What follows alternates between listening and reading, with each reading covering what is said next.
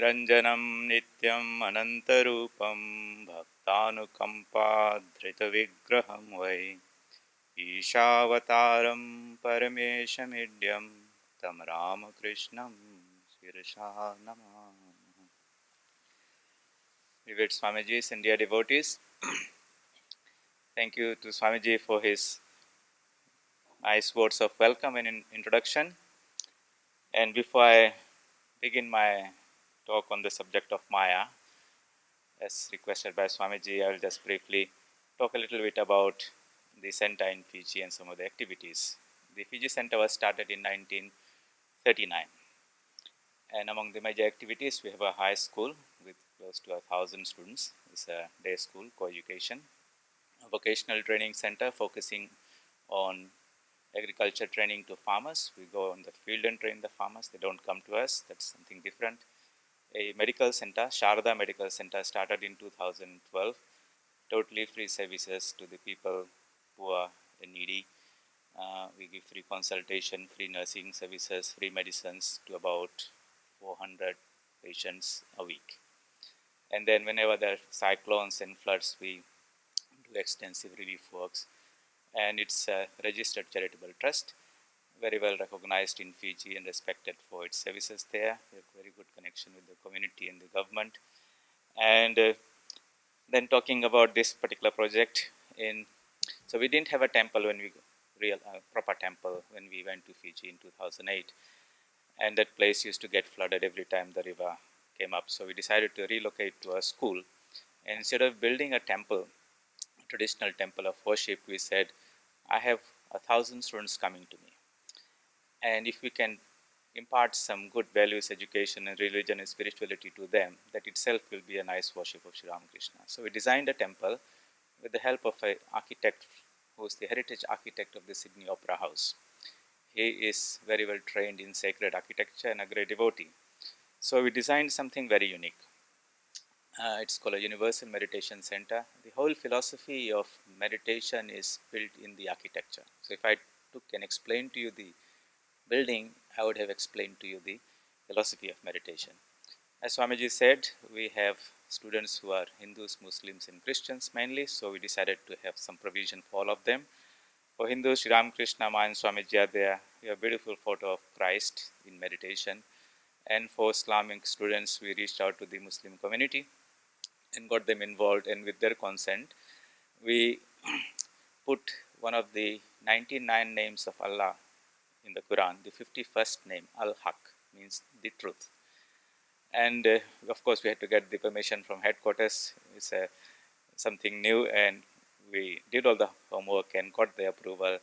And later on, the General Secretary, Swami Tadananda Maharaj, came and did the inauguration. The Archbishop of the Catholic Church and the Muslim leaders came. It was a wonderful event. But apart from the building and the features that Swamiji has mentioned about the sunlight when the sun rises on 18th of February, it comes through a solar slot and then it just totally engulfs the photo of Sri Ramakrishna. The sun worships in one day. That's how we designed it. It was a very tricky, challenging thing, as you can say. But later on, we found that the sun moved to Swamiji and Christ and Mother, and all. That was not in our plan, but that was in their plan. So the divine architect has his own plans. But more interesting than that is what happens in that meditation center. So every day in the morning at 8:30, the students of all denominations come, and I take them through a process of guided meditation. And it's very, very interesting to see all of them sitting together, meditating on their own ideal. And I think that for 5 years, if they received such training, they would never get swayed by any fanatical ideas, because out of their own experience, they have seen that they can all pursue their individual spiritual goals in harmony. So much about the meditation center. I would invite you to come to Fiji, and we'll be very happy to show you all that. And yes, so Swamiji visited Fiji recently. I discussed with an idea about how we can leverage digital technology to take the message of Vedanta to people in all corners of the world. Now we are all connected and interconnected through all the smartphones and all that. How can we provide very high quality, engaging teachings of Vedanta so that they can access this rather than coming all the time. It's not possible for them to reach out to us. At least the introduction work gets done then. So I'm here in Fiji, in US, with that idea of visiting some 10, 12 centers, meeting our Swamis who have been engaged in this broadcasting or preaching of Vedanta for decades, get their ideas and thoughts and feedbacks and comments and involvement, and together how we all Swamis and devotees and nuns can work together and put up a wonderful platform from which Swamiji used to use the word broadcast the message from up there across the world.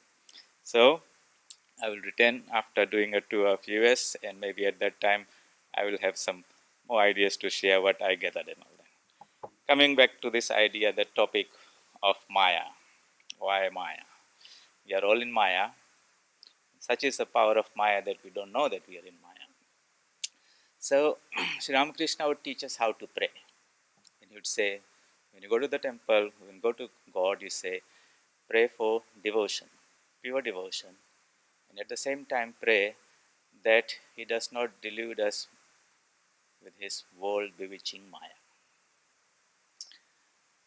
Devotion we can understand, but we never think about asking the Lord not to delude us with his Maya.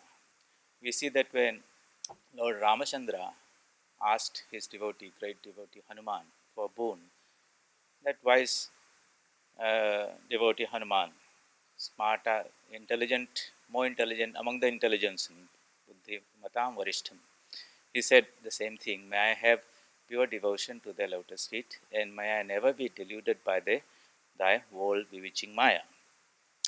But even men of realization, saints and sages, sometimes forget that, and they want to experience that Maya. So let me tell two stories about, this is, one of them is from the Bhagavatam, section 12, chapter 9, the vision, the experience of Maya by sage Markandeya. So, the sage and illumined and enlightened being was meditating in his hermitage, engaged in austerities and tapasya, and the Lord Vishnu, Naranarayana, visited his ashrama, was very pleased with his devotion and austerities, and offered him a boon. And the sage said, "O Lord, I am very happy with your offer, but I would like to experience your Yogamaya, that power by which the one becomes many, the conscious appears, the universal being appears as individual beings." The Lord smiled and he thought within himself, people pray to me to be freed from Maya, and here is somebody who is asking me to have an experience of his Maya. So the Lord went away, and the sage engaged himself in tapasya. One day he was sitting on the bank of the river, and it began to rain. There was a tremendous storm. The water rose, kept on rising and rising, so much so that it flooded his ashrama. And the water level kept going higher and higher and drowned and covered the whole mountains and earth. In that pitch darkness, he was being tossed up and down, buffeted by these waves, bitten by these aquatic creatures, suffering, one moment happy, suffering, full of fear and pain. And this was going on for a long time, what appeared to be thousands of years. And in that pitch darkness, as he was suffering, suddenly he saw a banyan tree on a mountain, on a hill. And he saw that there was light coming from that tree. He approached nearby and he saw that on one of the leaves there was a beautiful child lying there, light radiating in all directions, illuminating the darkness, dispelling the darkness. And you might have seen that beautiful photo of a child lying on a banyan tree with one of the toes stuck in his mouth, sucking onto that. That picture comes from that Purana. So as he approached the divine child and wanting to talk to him, as the child breathed in, the sage got sucked in like a little mosquito through his nostrils into the body of the sage. And then, to his great surprise, he found that he is sitting in his old ashrama prior to that flood. Everything else is normal. He said, wow. He was totally taken aback. One moment I am there in this vast flood, and next moment I am sitting in my ashrama. And as he was thinking, the next moment he again gets tossed out into the ocean. And he is there again suffering and in that water. And then he again approached the Lord, and he said, the Lord disappeared, and he found that he is in his ashrama. So the Lord gave him an idea, an experience of that Maya. While he never went and left the ashrama, yet he went through the tremendous experience of in that flood waters. Likewise, we as individual souls are never separated from the divine being, and yet because of the Lord's Maya, we have this experience of being embodied, being born, and being tossed in this ocean of samsara. Well, the sage wanted that experience, and the Lord gave him one. It's not a maybe it's not a nice prayer to ask for, but then even the wise Narada also had that same problem. So one day he was going together with Lord Krishna, and an idea came in his mind to ask the Lord, "What is Maya?" And the Lord said, "Okay, you will have an experience of it." So one day they went out for a walk towards the desert, and Sri Krishna said, "I'm a little thirsty. Can you please go and get me some water?" I said, "No problem. Let me go to a village and fetch some water for you." So he went to the village, knocked on a door. The door opened, and a beautiful young girl stood in front of there. He forgot all about his Lord, who is thirsty, waiting for water, and he started talking to her, and he fell in love with her. And then, the conversation continued, and he asked the father for the hand of that girl, and he got married. He had children, he had a nice family, everything is going on. And again the flood comes. The flood is common. The flood came, and the water rose, and these people tried to escape, holding the children and his wife. The strong currents tore away the child, one child, another child, and his wife, and he himself was tossed away in the flood waters to the bank. And he woke up because somebody called him. Sri Krishna is there. "My child, my son, what are you doing? It has been quite a half an hour, and I'm still waiting for water." And he said, "What? Half an hour? It has been like 12 years for me, and to you it is only half an hour." So this is Maya. In a Puranic form, it is explained how the impossible appears to be possible. The interesting thing that we have to keep in mind is that this is a power of a divine being. Mama Maya Duratya, Sri Krishna says in the Bhagavad Gita. And the one who wields that power, Mayadhish, the Lord of the Maya, he is the one controlling. And we are all under his Maya, Maya Adhin. So this subject of Maya has been is also called avidya, has been expounded in most of our scriptures. The theory of Maya is one of the pillars of the Vedanta philosophy, and explained in various ways.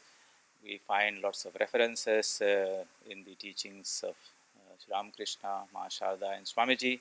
Swamiji dedicated a couple of his lectures on the subject of Maya, Maya and the conception of God, Maya and freedom. And of course, many young people read that and try to understand. When you say understand, we try to have an intellectual understanding, conception of it in our own mind, something that is difficult to even comprehend, but they try to explain to us in as best as they can. So there was this young man who had read Swami Vivekananda's teachings, lectures on Maya, and his name was Manmathanath Ganguly. You'll find a reference to this in the reminiscences of Vivekananda. I would like to refer to that particular uh, uh, incident there. So imagine Belur Mutt, Swamiji is there in his last days. One evening, this young man comes to visit Swamiji. They're all both sitting on a bench outside in the yard. And Swamiji is in a gracious mood, and he says, "Well, if you've got a question, you can ask me." And this young man says, "Swamiji, I have read your lectures on Maya. I've tried to understand, but I have not been able to make any head and tail out of it. It will be nice if you can please explain that to me." Swamiji said, "Why don't you ask some other question?" And this young man says, "No, I think that is the question that I want. And if a Nava Brahman like you cannot dispel this ignorance in me, then I would think this would remain a closed book for me in this life." So Swamiji started talking to him, explaining him Maya, and you can visualize the situation. Guru and the Sishya are sitting, Guru is teaching, and the Sishya is listening with full attention. And this young man, Manmathanath Ganguli, then gives his experience of it. So it's not a conceptual thing. The concepts were ideas in the lecture which he tried to understand. He's trying, Swamiji gives him an experience of the Maya. There's a lot of nice ideas embedded in there which we'll discuss. So this young man narrates that as Swamiji spoke, he could understand and follow the flow of the explanation. But as he noticed that he had a strange experience, he says that everything around him, whatever he was seeing, seemed to vibrate. And he gives an example, just like if there's a big fire and you look over the fire and things, trees on the other side tend to quiver and vibrate. He said something like that. And he said he was aware of his unique experience. He could still feel Swamiji's, hear him and try to follow his reasoning. And then he says that I felt a little vibration in my mind, and suddenly the whole world, the outside world, disappeared. And he felt that he was part of that universal ocean of consciousness in which Swamiji was another wave, and that vast difference between the Guru and the Shishya had suddenly disappeared. Both were made of the same substance of consciousness. And he thought, wow, so this is Maya, and this is what Swamiji was trying to explain to me. So, as the mind came down a little bit, then he tried to reason. So, this whole world appears in 1 minute and then it disappears another minute.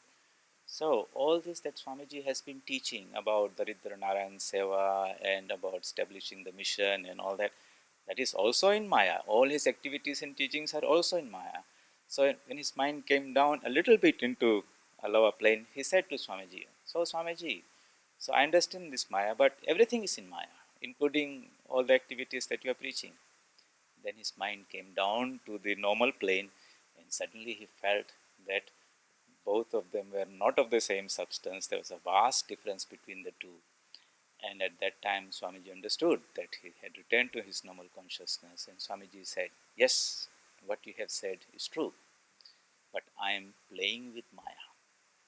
And if you want to get out of this Maya, go into a mountain cave and merge yourself in tapasya. So when I read that, I thought and I wondered, look at Swamiji, he's not just an orator or preacher just like any other. He was playing with Maya. Such was his capacity that by his wish he could uplift a person's mind to such a level where this whole objective world of names and forms disappeared and could give him an experience of that universal consciousness in which everything had merged into one. When we see Swamiji, we see his physical form, we read his lectures and we appreciate, wonder at his brilliant intellect. But I sometimes wonder if he could just at a wish give somebody an experience of this transcendental reality, where would he normally dwell, even though he was in his physical form? Definitely, he was far greater than we can even conceive of him to be. So, Swamiji says this, so we will use this example. Swamiji says, Maya is not a theory, it's not about illusion, it's a statement of fact. It's a statement of fact of what the world is. Or put in another way, it's a statement of fact of what we experience depending on what is the level of our consciousness. The human consciousness can move. We see in the life of Sri Ramakrishna how in one moment he's sitting in the midst of everyone talking, in the next moment he will go into samadhi, totally oblivious of the outside world, but totally experience the divine consciousness. And he would come down and state things that are not available to us through our senses. Things like, my divine mother alone has become the 24 cosmic principles and all living beings. Throughout the gospel, he tells us. He shows a deeper insight that behind the names and forms is the divine power, whom he calls Kali, or the divine mother.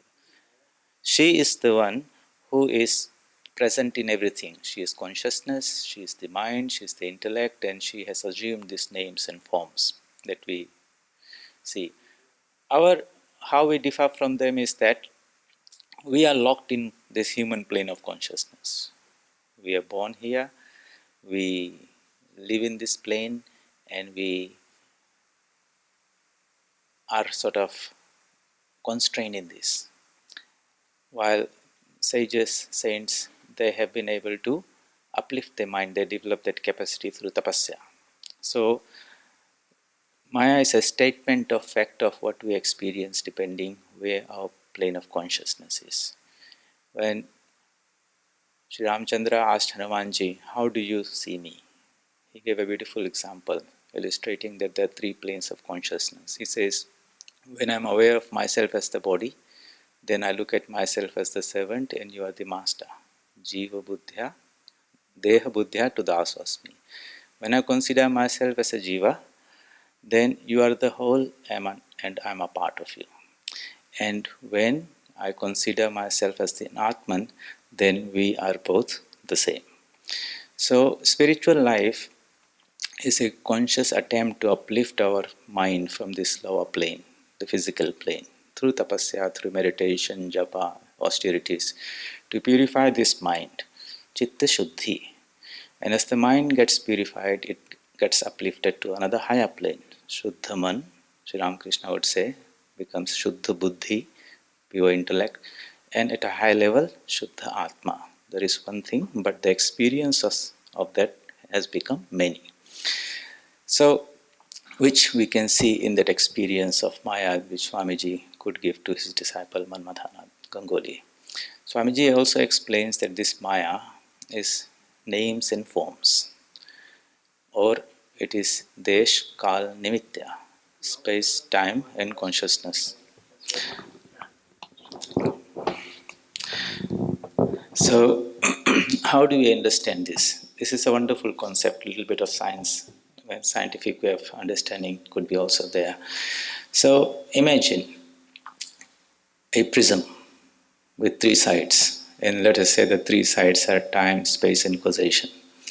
And we all know that if we shine a beam of white light at an angle to one of the surfaces, the light passes through that, and when it comes out on the other side, it spreads out into a rainbow of 7 colors. People say 7, but really there's an infinite number of colors. 7 is our convention of understanding it.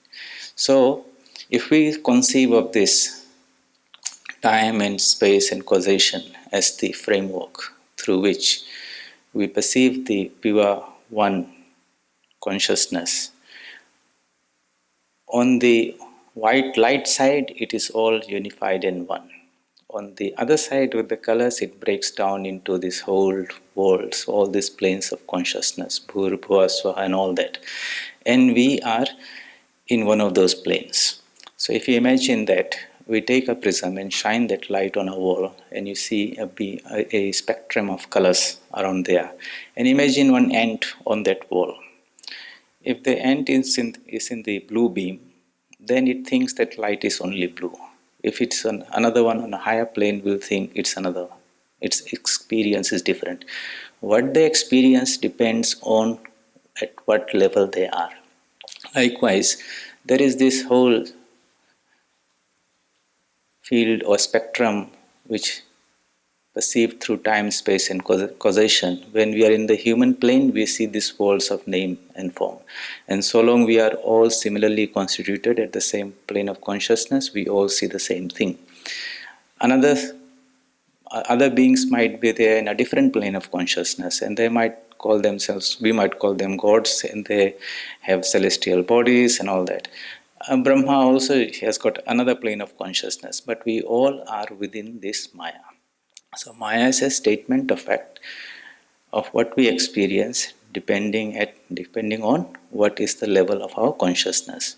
Having understood this, that there are many other dimensions of reality, that we are just caught in one of those planes, and this is how we are bound to our senses, bound to this body, bound to this mind, bound to this intellect, bound to this ego.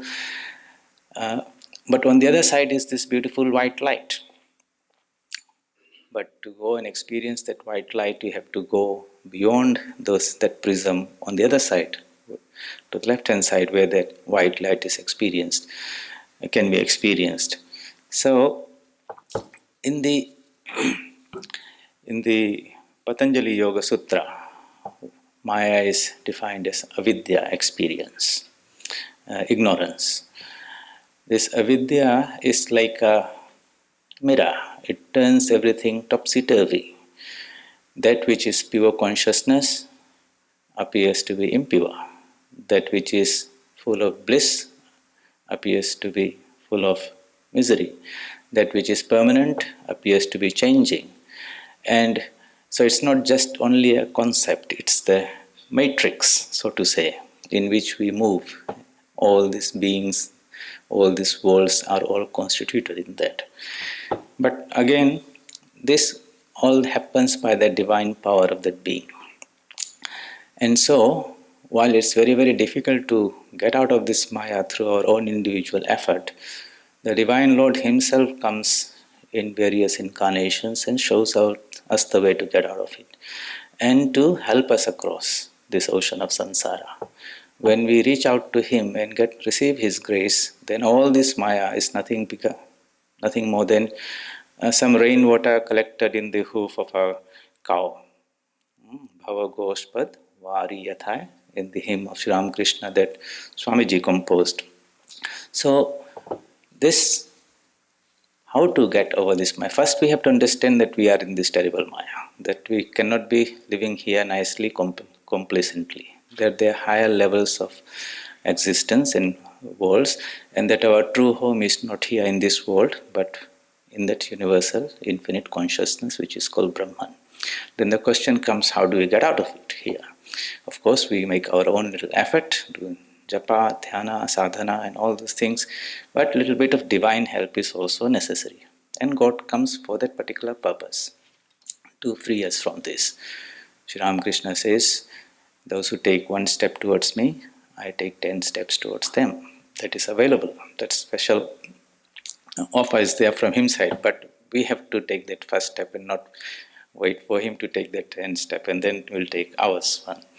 So in the Bhagavad Gita, Sri Krishna says, this divine Maya, Daivihi Esha Gunamayi, Mama Maya Duratya, Mameva Prapadhyante, Maya Metam Tarantite. This Maya is of divine origin. It's His Maya. Mama Maya Duratya, difficult to cross. Mameva Prapadhyante, those who surrender to Him, the Lord of the Maya, for them it becomes easier to cross this Maya. So, how do we reach out to them? How do we understand that and live in that spirit of surrender to Him? Sri Ramakrishna says in the Gospel repeatedly that when a person realizes the truth, he comes to understand that God alone is the doer. God alone is the doer of all activities. In ignorance, we think we are the doers. We have this ego, karatritva abhiman. And also we are the enjoyers, bhoktritva abhiman. This I and mine, ami, amar, ei, maya. So Sri Ramakrishna takes out all this philosophy and everything and makes it very, very simple. The sense of I, ego, in the sense of mind. This is how this divine Maya of the Lord entangles in this world. So within us, you will see that Swamiji also teaches us in various ways the real and the absolute man, the absolute and the manifestation, the real and the apparent man, the absolute and the manifestation. So in the Bhagavad Gita and the scriptures, they says there are two aspects of us. One is the real man, the Atman, of the nature of infinite existence, knowledge and bliss. And then there is this Jivatman. That Jivatman has become entangled in this body-mind complex. And his sense of identity depends at what level he is tuned at. For example, at sometimes he is at a very physical level. So if you ask somebody, who are you? He tells you the label that has been given by the parents. He tells you the age of the body, the height of the body, and the weight of the body. He talks about the body qualities which have been superimposed upon himself. Or sometimes he is identified with the mind. So he says, I'm happy or unhappy, I know, I don't know, I'm confused. Sometimes he's identified with his inner feelings or the intellect level where he says, I understand, I don't understand. And so this sense of identity or identification with the body-mind complex is what has entangled him in there. And with that, he says, I'm an enjoyer in this world, I'm a doer in this world. So that is his perspective of the world and himself. But there is another perspective from a divine, a person of realization, or from when God Himself comes into this world, how does He see the things? And it's good to have that enlightened, enlarged perspective of the whole thing. So we see this beautifully illustrated or explained when Arjuna in the Bhagavad Gita gets a vision of the universal form of Sri Krishna.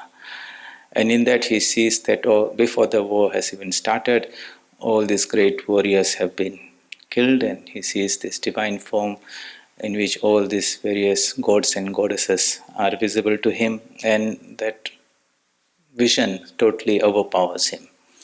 And he stops and he asks, whom? Sri Krishna, who are you, this universal being? And what is your purpose? And Sri Krishna says, I am the great time, Kalo Asmi. I am that universal time, engaged here in the process of destruction of the worlds. And even without you, Ritetvam, na bhavishyanti sarve, even without your agency, I have already killed all these people. Therefore, O Arjuna, tasmatam uttistha, therefore you arise, Yasholabhasva, enjoy the fame that will come to you. Jitva Shatrum, kill these enemies and enjoy this kingdom. Mayeva ete nihita purvameva. By me, all these warriors have already been killed. Mayeva, by me, ete these, nihita, totally destroyed. Purvameva, not in future but already in the past. Nimitti matram, you only be an instrument in my hands. So within this, Arjuna had in the beginning an idea that he was a great warrior. He will be the chief instrument and the outcome of the war will depend on him. And if people are killed, then the sin of killing and all those things will come to him. He had a strong sense of doership. I am the main instrument. But all that is suddenly put topsy-turvy, where the Lord says, look, I am the almighty time. I have set up this platform where these various warriors would be killed.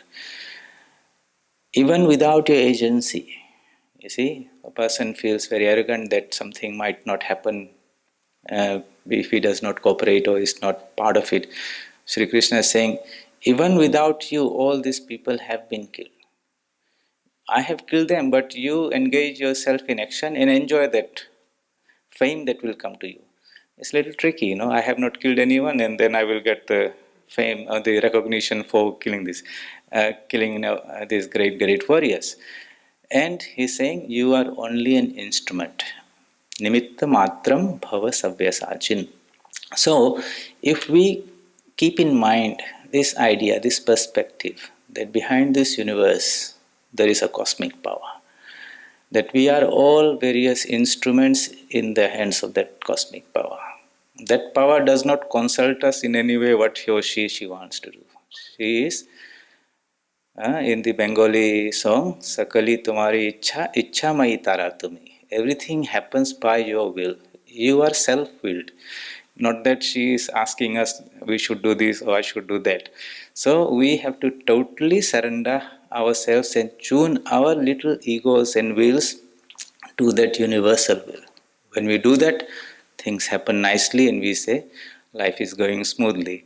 But if our wills are in pointing in another direction and the Lord's will is in a different direction, then we find completely all this chaos and things that happens. So this is how we can align our little egos, little desires, little wishes to the supreme beings, the cosmic will. Sri Ramakrishna explains all this very beautifully. He says, I and mine, Ami, Amar, this is Maya. He also gives a very simple, another definition, Kamani Kanchan, lust and greed. That is Maya, repeatedly. And you might say, how do we understand that? Well, we are all entangled with this body mind. complex, this strong identification with this body. And this pegs us down at this human level, not allowing us to elevate our consciousness to a higher plane. So, lust and greed just more strongly reinforces this idea of our physical being. When we engage into physical pleasures and all that, then we are bound more strongly to this physical identity. Sri Ramakrishna says that when the Divine Mother plays this game, where we are her playmates, she has two aspects of the Divine Mother, Maya, Vidya Maya and Avidya Maya. When God is gracious and wants to lead us away from this world to the divine abode, then He endows us with what is called Vidya Maya, in which we seek for spiritual truth, we have kindness and compassion, discrimination, devotion to God, and all those what are called the Devi Sampatti, the divine attributes listed in the Bhagavad Gita. And when He wants to let the play go on, then people are caught in lust and greed, kam, krodh, lobh, all these uh, attributes or qualities that bind us to this physical world more strongly. So we are all within the jurisdiction of this Divine Mother. And the way to do is to propitiate her and get her blessing and grace. Only then we can get out of this world of Maya, because that is her divine Maya. On our own, it is not it's on our own, it's very, very difficult. So that is why Sri Ramakrishna says that the Divine Mother is worshipped, so that she becomes gracious to us and lets us go through this world. I remember recently we were reading the life of Holy Mother, Swami Brahmananda, when Mother was in Varanasi, living very close to the ashrama. Swami Brahmananda was also there. So every morning he would go and make prostrations to the Mother from the courtyard. And one day when he went there, then the Holy Mother asked through Golapma to ask Raja Maharaj, why is it that people worship the Divine Mother? And Swamiji, for our instruction, also said that without her grace, unless she opens the door, no one can go through. These beautiful ideas that when we see how Sri Ramakrishna approached the Divine Mother, she is the mistress of the universe, she has created everything, everything happens by her will, and how we have to approach her through devotion, through the spirit of surrender, so that she, out of her grace, opens the door for us to enter into the realm of our true divine nature. I find that there's a set of a philosophy, Kashmiri Shaivism. I do not know how many have read some of those books there, that more closely reflect some of the teachings and experiences of Sri Ramakrishna. And in there is a verse in the book Pratyabhijna Hridayam, where this divine Shakti, Chit, is the consciousness, Chiti is the power, the Shakti. She creates this whole universe, Svecha, by her own will, on the canvas of her own self, not on something outside, not projecting outside, but within herself. She is the Vishwa Siddhi Hetu. She is the cause of the manifestation. So we are all within that a part of the Divine Mother, and it's only through her grace that we can transcend that. So, and the verse is Shaivi Mukham Iha Uchyate. Okay, Mukham means the doorway. Shaivi means the power of Shiva. So, Divine Mother is the doorway through which we can cross this realm of Maya into the transcendental region, which is our own true nature. So, here we are discussing this idea of Maya. The idea behind this talk is to be always aware that we are within this realm of Maya, because we just forget this. And that we have to struggle to get out of it. If you don't do that, then you'll be just happy, trying to be happy in this world, and be successful in this world and all those type of things. So when the Divine Mother casts the net of Maya, then different people respond differently. And Sri Ramakrishna explains this with his homely parable. A fisherman went and cast a net out there, and there were four categories of fish. Some of the fish could see the net coming and they took off. The net did not touch them. They were the ever free, the Ishwar Kotis. And the net touched the water. Some fish understood that this net is a terrible thing. They struggled, they jumped, and one or two managed to jump out of the net, and the fisherman would scream, "A big one has escaped." There. So they become free, the mukta. The third category, they struggle and struggle, but maybe they don't succeed in this lifetime. But at least they are struggling. They are the sadhakas, trying to get out of this samsara of Maya. And the fourth category don't even know that the net has fallen. They bury their hand in the mud and think everything is safe. So it is necessary to be aware that this net of Maya is there. And that's why we are discussing this. Constantly be aware that this world is not our final abode, that there is a higher realm of existence, our source from where we have to come, and the purpose of life is to attain to that. Call it God realization, call it self realization, call mukti, nirvana. That means we have to make an effort. Now, in our effort, God Himself comes to lead us in that way. And that particular manifestation of God, which is the very embodiment of compassion, is what incarnation is. Incarnation is also a manifestation of the divine power, Shakti, but it is one which is propitious, which is trying to lead us towards that supreme goal. And so, if we try to develop an understanding or a concept or framework where we are always mindful of it, how do we do that? So ideas are very good, stories are very good, parables are very good, but how do we hold on to that idea that we are all the time in this Maya? So let's do a mental experiment. So if I had to paint a picture on a canvas, so it's a two-dimensional canvas and you draw a sketch on that. Now suppose I visualize a three-dimensional canvas, which would be like this room, space in three directions, and the images that will be there like statues. Now, if I add another dimension to it, time, and then everything is moving. So it's a room, things are there, they're moving. So here we see this is the canvas in which the Divine Lord casts His image. And then you add another dimension to it, the dimension of consciousness, different frequencies. And this whole drama changes depending on what frequency we are tuned to. For example, here right now, there are lots of TV channels there. I get a TV and I switch to a particular frequency, a particular station appears. I change the frequency from the first one to the second one, the first frequency disappears, first channel disappears, and the next one appears. And there's so many in there, but we can experience the one to which our TV channel is tuned. Likewise, here and now, there are so many planes of consciousness. And we are tuned to a human frequency, and therefore we are experiencing this human world.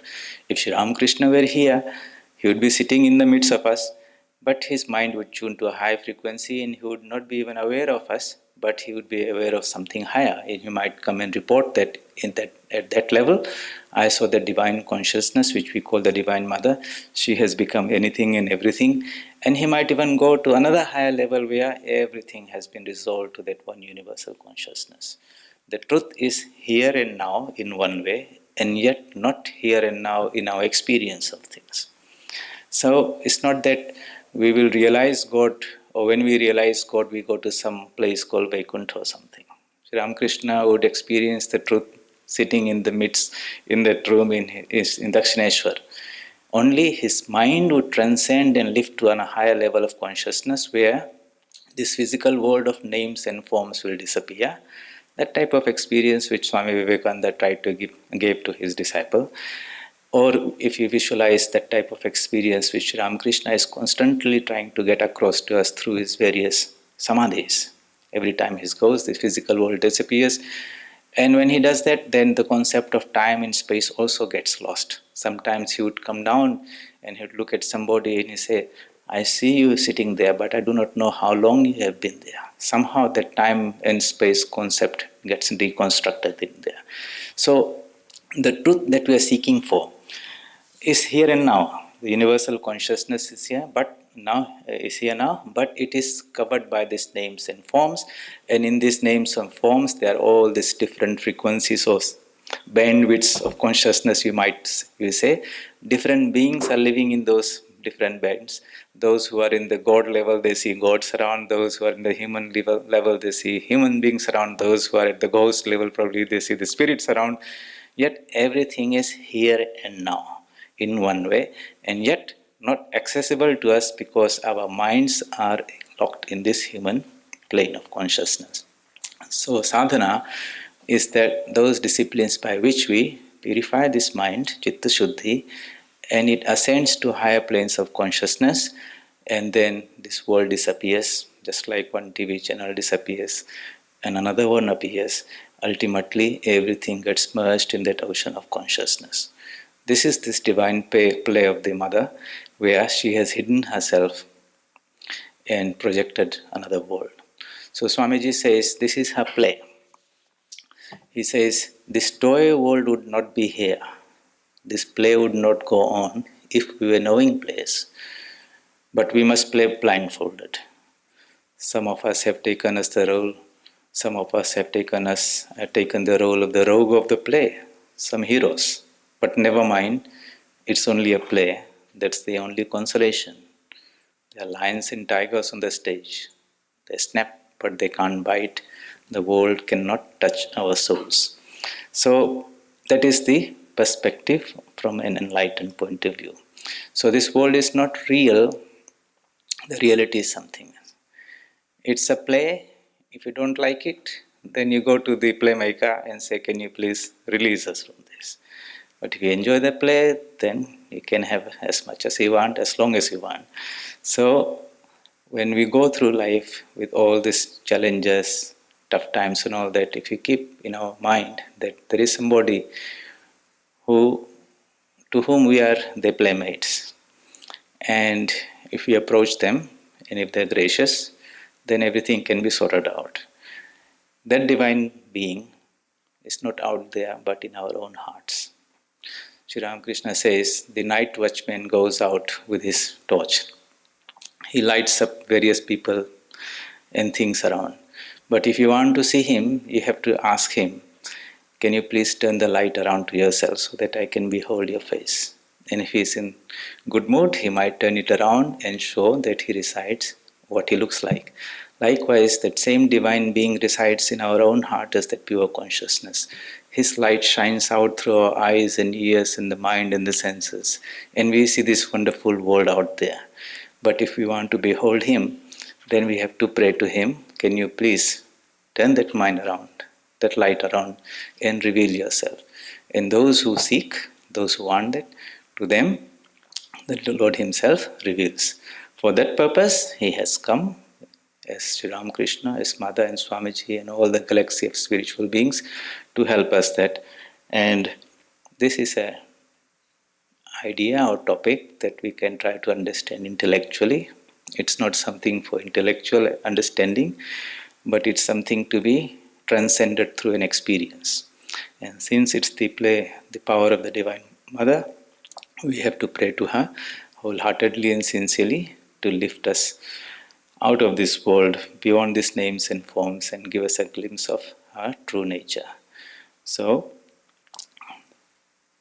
let us all pray to the Divine Lord to give an understanding that we are in His Maya, that there is something more wonderful beyond His Maya, and that by His grace we can transcend this Maya and experience that state of infinite existence, infinite knowledge, infinite bliss.